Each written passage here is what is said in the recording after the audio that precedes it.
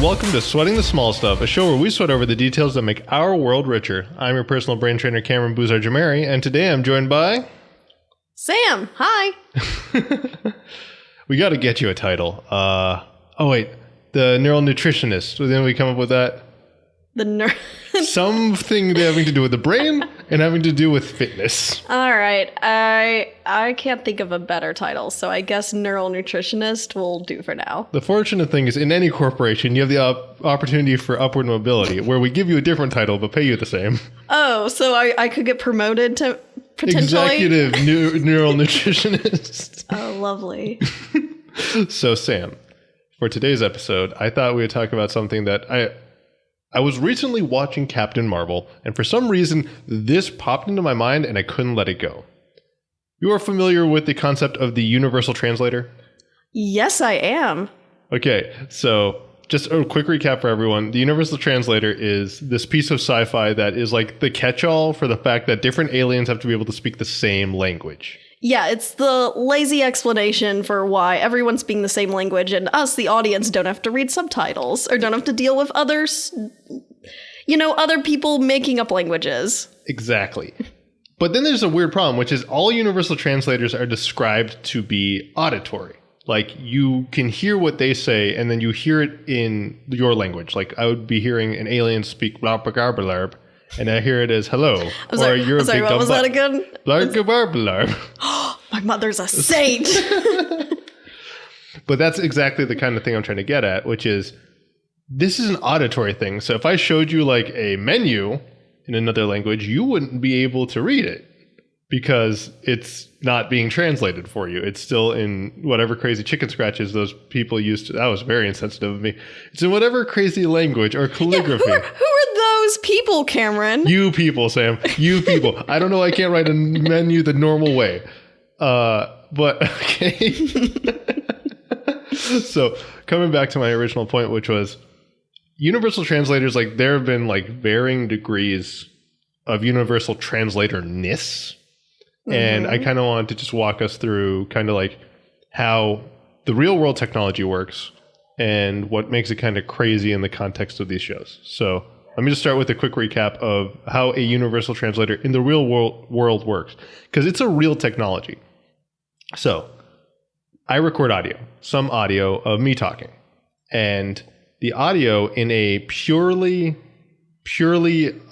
technical platform where it's like the audio goes in and machines do stuff to it and audio comes out. Mm-hmm. The audio is transcribed into text. The text is then used, run natural language processing over it, which is it takes a text and uses certain indices, indicators, and the context of all the words in a sentence to figure out sentiment, to figure out meaning, and then try to figure out if that meaning has a translation over to another language. So if I say I miss you in Farsi, I say Jawed Khalibud. I hope I didn't butcher that. I'm sure someone's going to tell me I did that wrong. But in Farsi, that literally translates to your place is empty because I miss you.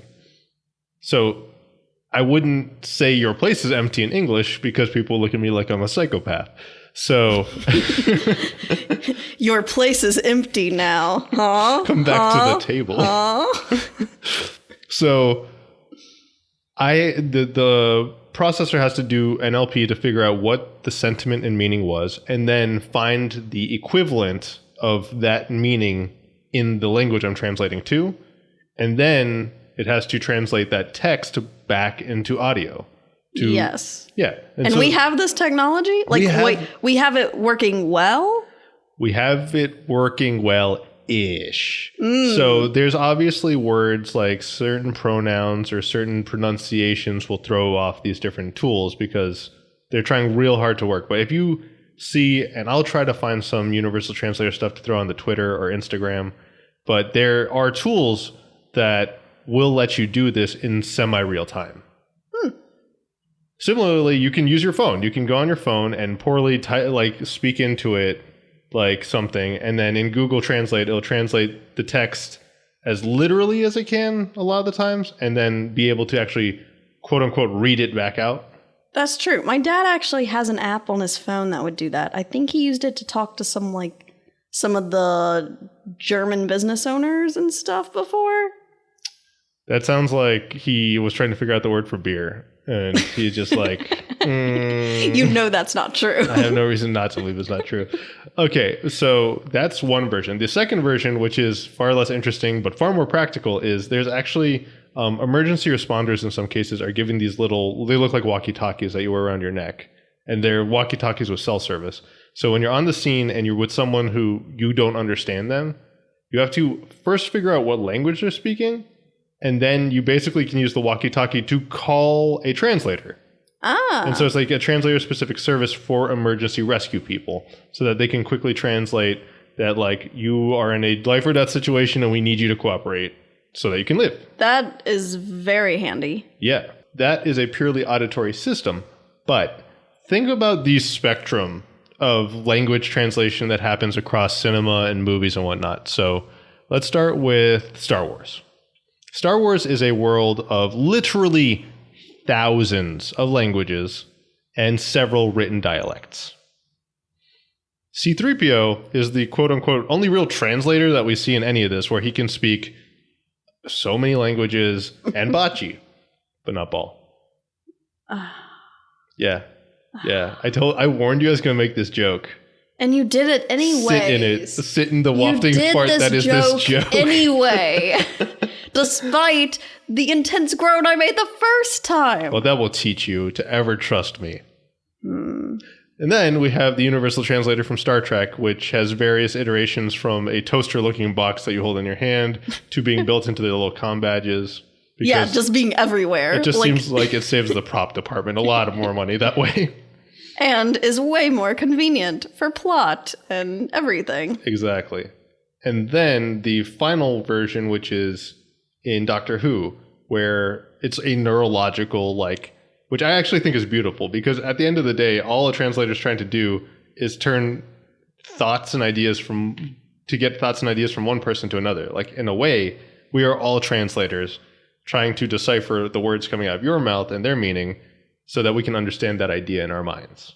Yeah, I'm having to process what I'm hearing and actually have a meaning out of it, and then process what I want to say and have that be words and, so on and so forth. Exactly.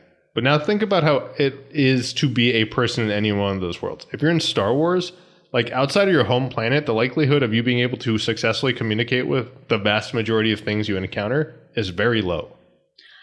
You say that, and yet there seems to be no real issue when it comes to the movies and everything. It seems like most people, I don't know, they know 10, 15 plus languages. And that seems to just and then I kind of know this language. Or they speak another language and then they're how many times was Han Solo, someone speaking to him in whatever the language is and he's speaking back in English and they're both understanding each other. It's just, that's how it is. I can never tell if that's just a sentiment thing. He's there are only so many different ways you could say go to hell in a different language where people don't get the idea.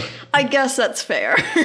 And then, I do love in Solo where he's I studied abroad for a semester on Kashyyyk and now I know Wookiee or whatever justification. Yeah. What was that? I conveniently know Wookiee so that I don't get eaten in this one specific situation. Also, I don't think Chewbacca was going to eat him. I can't imagine anything about eating Han Solo as pleasant. So that's the first, is this idea that you have that. And that may be the most easy to appreciate universe, because those language barriers add a lot of kind of interest in plot devices. Move over to the Star Trek version. It's a purely auditory translator, right? Mm-hmm. So everyone who's working on the bridge, either their station has to be specifically coded in a language they understand, or everyone's can read English. Because see, this is the weird thing, is in Star Trek, we never hear anyone really speak an alien language unless it's so alien the translator can't figure it out, right? Yes. So does that also mean whenever we see the screens and they show English text, that same idea? No, how could you even do that? How could you have two people looking at the same thing and it be seeing something different? See, I didn't even think about that. That's an excellent point, because Geordi is blind, so I don't know how he sees anything. The first character you choose is Jordy. Of all the characters. LeVar Burton is my spirit animal. I like to read books. Anyway. Okay, so... Well, my next idea was Data, but Data, I would assume, knows every language. I'm really bad at this. Oh my god! Over 2! What are you doing? Okay, a third time's the charm, I promise. So let's try... Okay, Picard and Worf have to read something. All right, there. Good English. example. I don't know. Picard's a pretty great archaeologist. Maybe he had to learn a bunch of languages. Yeah, but why would he choose to read and not his mother? No one can see this, but I was gesturing at Sam with like a wink or like a They could feel it, Cameron. They could feel it through space and time. Okay. All right, so Worf and Picard both have to read something on a monitor.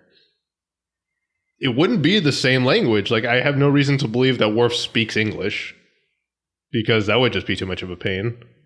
He speaks Klingon. He speaks guttural coughs. And eats blood pie. Nom. Well, no. I don't know. I don't accept that. I still feel like all of them went to the same academy. Okay, not like the exact same location, they went to but Bellevue still. High School, yeah. Yeah, of course. They went. I forgot. Starfleet. Is it Starfleet Academy? Yeah, it's Starfleet Academy. Yeah. Okay. Oof. Big capital O exclamation point question mark?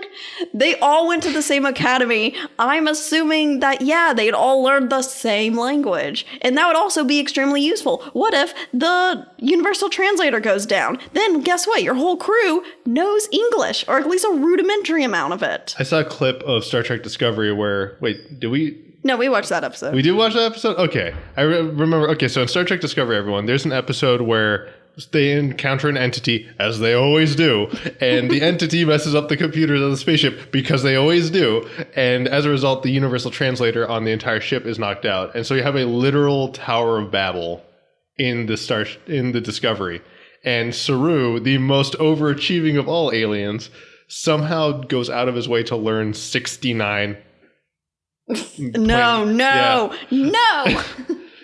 But in addition to not that, he learns a lot of languages and is able to translate between like French, Italian, some other Chinese, I think that's what he knew. A Scandinavian language. I think at some point he speaks Afrikaans and then English.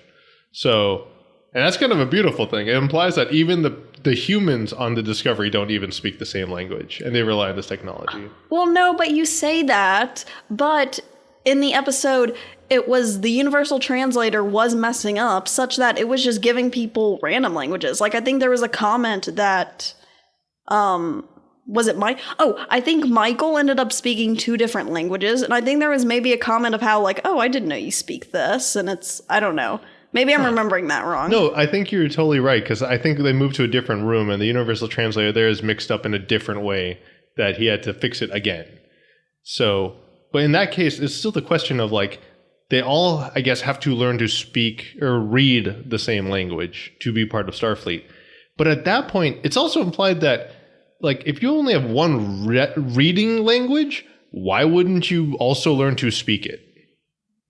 Like, in order for you to learn how to read and write in a language, it's probably just as valuable to learn to speak it. That's what I'm saying. I'm telling you, I swear they all know English. Yeah, like, it's determined that is the language that Starfleet chose. They all know that. They probably all know the other ones. They still have the universal translator, maybe to get rid of accents. Hold up. So in this universe that you just established, Starfleet, the Federation that is Starfleet, Yep. which is made up of Vulcans and eventually Klingons, they all were like, you know what works? You know what language is going to be perfect? The amalgam of so many other languages. Literally the butcherer of romance languages that is English. American English. Because I'm 90% sure whenever I see them write anything, color is spelled without a U. So that take a minute to appreciate that Klingons, and truly the greatest feat of submission, had to learn English. Wait, I'm now thinking we're overlooking something even better, which is English. You know, it's the language of languages. It just like absorbs things from other languages and bastardizes them and makes it its own. So think of it, in the Star Trek universe, so many years in the future, I don't even know how many years in the, was it like a, who It's cares? at least, okay, so the original series is at least 200 years in the future. 250 at least. Still, that's going to be a point where the English language has evolved enough, and of course, of interacting with these other species, have taken parts of those languages into English. It's going to be kind of an even more jumbled up mess of just incorporating some Klingon, incorporating some Vulcan, incorporating whatever. Actually, that's an excellent point. In a way, it's like English is the Borg of languages. It is truly function over form, Yes. but also not function. But also no function. It is. And that's kind of, I think that's a perfect point, though, is that when you look at how all of these languages are supposed to interact, it doesn't make any sense that, especially because, like, if we jump between the original series and Star Trek Next Generation, that's, I think, another at least 100 years in there. Yeah. And so there's no way you've interacted with countless alien species for 100 years, had active communications and ambassadorships with them, had a kid who is literally the amalgam of Vulcans and humans, and not had some sort of mixing of the languages. Because language, like 100 years, if you went back 100 years and spoke English to someone, you might still miss half the words they say because we do not have facsimiles for them, or those words just kind of died out. Yeah, like what it when's Chaucer's writings? And is that You are too smart for me. I'm just going to tell you that right now, but continue. Oh no. Well, now I'm going to say the date wrong and it's going to be wrong. I don't know, maybe the Our many listeners will correct you. All right. Well, Chaucer's a great example. It is English. It's actually modern English. You try and read the Canterbury Tales. Oh God, did I get that wrong? Is that the right? I don't know Chaucer at all. I'm upfront about this. I don't know why you keep expecting me to help you on this. I think it is the Canterbury You Tales. phoned a friend and you phoned the wrong one. No, when I start saying it, I thought of like Canterbury, like the chocolate, and Yeah, I'm like, cranberry tails. Yeah. I'm like, no, It's the ocean spray stuff. but the Canterbury Tales. Oh yeah, this episode is not brought to you by Ocean Spray. When you go back to Chaucer's writing, it's actually modern English, but you try and read it now, you can't read it. To us, it's Old English, but that's actually when, like, in linguistic circle, that's the turning point of modern English. And that's the whole point of, like, even back then, you still get to a part of English where we can't understand it at all. Mm-hmm. And I think the other point, like, maybe I can give you a example I actually do know because I had to study the heck out of this in high school. Shakespeare. Shakespeare yes. was written in quote-unquote English. When it came out, that was the English everyone spoke. I had to literally write papers about how I do not understand what they're talking about because I don't speak that kind of English. Yeah, but most Shakespeare you can't actually understand. Like, it's kind of more like... I don't know what Caliban's going on about. I literally don't. That guy's just a wild weirdo on an island, and honestly, probably one of the most underrated parts of The Tempest. It's kind of like reading the original King James version of the Bible. You know, you have all the really, like, thous and thou art and... You know, all that. We can still understand it. It just sounds very fancy to us. Yeah, it's the one where he replaced Jesus with King James. So he was like, all the best stories in the Bible were really about him in that version. I didn't particularly like it. Wait, you're telling me that King James is not my Lord and Savior? Apparently not. Also, I must say I prefer the abridged version with the English dubs over the subs for that book. Wow. Yeah, we're ruining everything tonight. All right. I think I'm at my wit's end on translators, but I do appreciate, like, let's take a quick recap of what we've learned. So, in translators, they have to have learned in the Star Trek, the Star Trek universe that we're zeroed in on. They have to have learned English at some point. Otherwise, the fact that they can all read English on a monitor at the same time doesn't make any sense. Mm-hmm. Unless they all have prosthetic eyes that let them translate. Nope. Okay. Nope. Well, I guess we're not doing that goof. But it's also kind of beautiful about how the Borg operate because they literally, in a sense, have no need for words. Like they're communicating on the most basic level because it's supposed to be brain to brain communication. Wait, you need to first explain the Borg before we go into this. For anyone who doesn't know, when you were a kid and you found out that scuba suits could be used as part of Halloween costumes, and so you took a scuba suit and you put it on, spray painted it black, and duct taped several can openers. God knows why you had so many in your house. You duct taped several can openers to yourself. That is what a Borg is. A Borg is...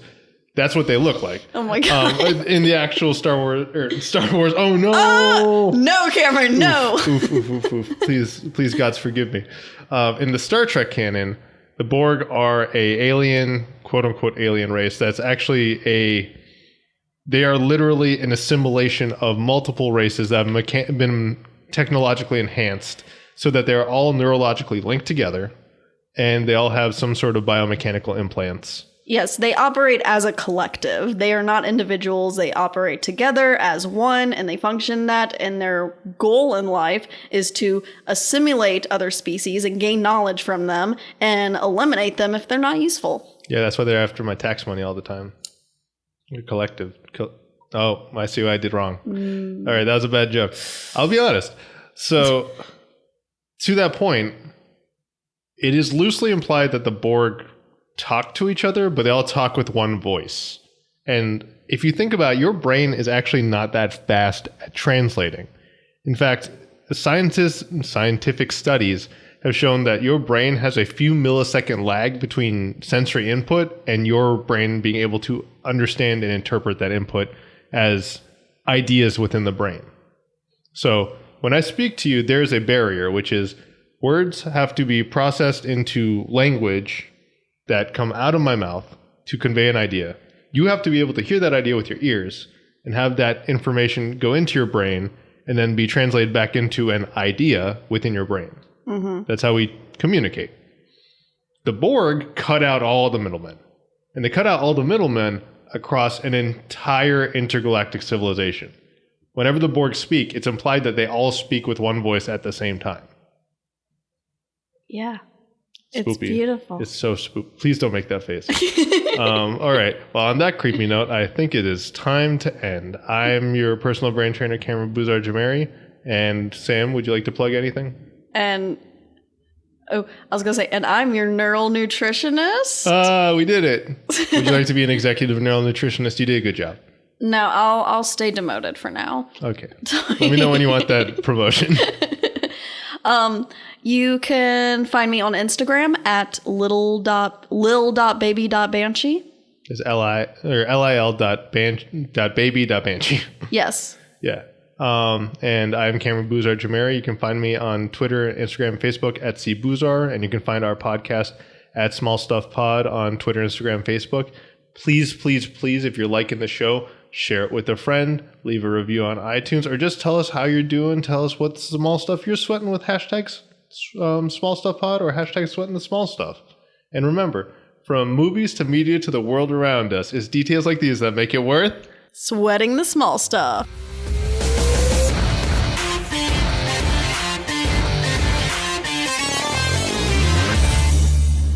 I did it. I finally did it right. Yay! Bye, guys. Bye.